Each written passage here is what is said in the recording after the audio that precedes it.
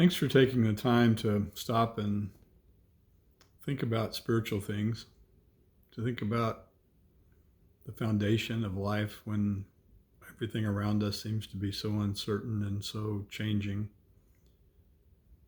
But if we're honest with ourselves, it's changing all the time.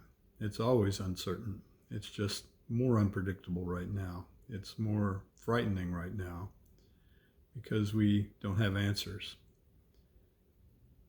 As I was thinking about the Psalms and the ancient wisdom that God shared with his people and through his people, I thought about the wisdom that he begins the Psalms with in Psalms chapter 1, or the first Psalm. It's an unusual psalm. It's a psalm about what to hold on to when things aren't predictable, what to put your trust in. It's an unusual psalm in the sense that it doesn't have a specific praise. It doesn't have a plea to God. There's no petition. There's not even an address to God. It's man to man. It feels more like Proverbs. It feels more like people who are beginning to try to connect with God. And that's the way the Psalms are developed. As you look at all 150, it starts with the Psalm of Wisdom where men talk to men, and it ends with praise in Psalm 150 where men gather and praise God and men talk to God. So Psalms 1 is the door that opens that journey.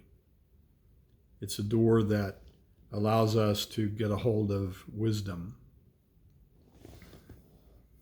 Let's read it. Blessed is the one who does not walk in step with the wicked, or stand in the way that sinners take, or sit in the company of mockers, but whose delight is in the Torah, the law of the Lord, and who meditates on his Torah day and night. That person is like a tree planted by streams of water, which yields its fruit in season, and whose leaf does not wither.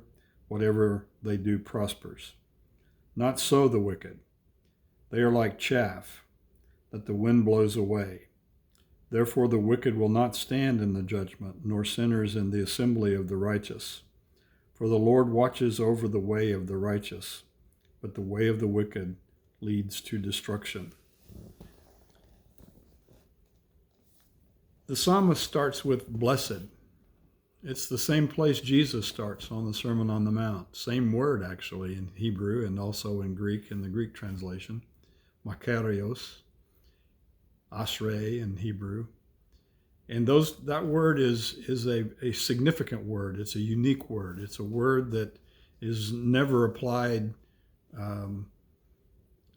to anything other than concrete experience. It's a word that emphasizes happiness and fulfillment and all the good things in life right now that we experience. It's not a promise of the future like Baruch, a request for God's blessing on something. It is the experience of that blessing in the current moment. And Psalms 1 starts off saying, blessed in the current moment is the one who does not follow in step or walk in the way of the wicked. That's interesting terminology. The wicked there is the strongest Hebrew word for someone who is totally without boundaries, totally reprobate, totally disrespectful of anything of value other than what they want for themselves, totally self-centered. It's rasa. It even sounds bad, doesn't it? and as you think about it, that's exactly what the psalmist wants us to understand. If you walk in the way, and then you stand with the sinner, and then you sit with the mocker, you have made a progression. Except the progression he gives you is in reverse. If you sit with the mocker, the insolent, the arrogant, the proud, the one that fights all boundaries and sees no value in anything, the cynic. And then you walk with them with the sinners. You stand with them in the way of a person who is just blundering along, not knowing what they want, don't care what they fall. They fall into wickedness, the insolence and the plan and the desire to destroy other people for one's own benefit. That's what wicked means. And the psalmist uses it 4 times. He says that the wicked will not be blessed. They will not experience happiness. God will make sure that their way ends in tragedy because that's built in. It's the way wickedness destroys itself. It always destroys itself because it develops no trust. It's not something that can bring value into people's lives. And so as you see that progression, he interrupts the progression of the mocker, sinner, wicked, or wicked, sinner, mocker, if you, whichever way you want to look at it, start from. He says the contrast is in verse 2, but whose delight is in the Torah of the Lord. What's the Torah? Sometimes it's translated law. In English, law is a restrictive thing. It's a thing that limits your ability to do things. It's a thing that has consequences if you don't follow it.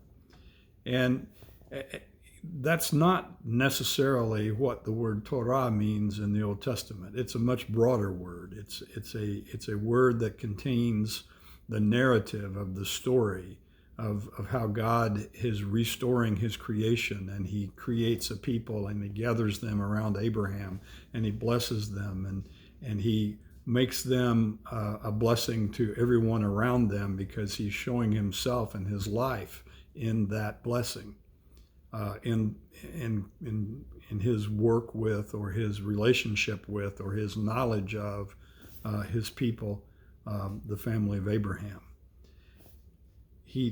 So if we delight in that story, what happens is we begin to see, we begin to see obligation. We begin to see a truth that's at center of it. And Moses comes along and puts that into writing in a law that's not, it's more than just legal terminology. It's a definition of how a relationship develops. It's a definition of life. And the one who stops to meditate, he says, day and night, is the one who will find life there. Well, what better way to use some of this extra time that the coronavirus has given us inside than to delight ourselves in the Torah, the teaching, the narrative, and the obligation, and to meditate on that. And then he gives 2 illustrations, the tree and the chaff. We're going to look at that in the next session. But when you see those 2 things, that's what you're supposed to meditate on. So we'll pick that up later, but right now I want to look back down to the verse 6. For the Lord watches over the way of the righteous, but the way of the wicked leads to destruction. Think about it. It's an activity. It's a walk. It's a going somewhere. It's a journey. And when he watches over the way of the righteous, that's not self-righteous. That's the way of the people who want to be in God's presence, who want the life that God brings. That's what righteous means. Sadiq. It's a fulfillment of life. It's not a negation of life. It's not self-centered. It's an active involvement.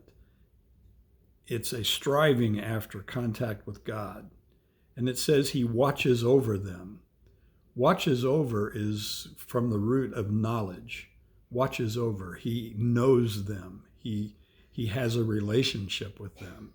The knowledge is not head knowledge. It's not facts and statistics.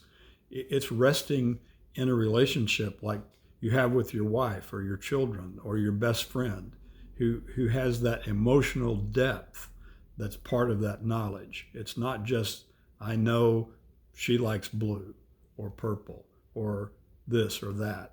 It's knowing the mood and the sensitivity and the way to make her happy. And It's those kinds of things. And that's what God does for the righteous.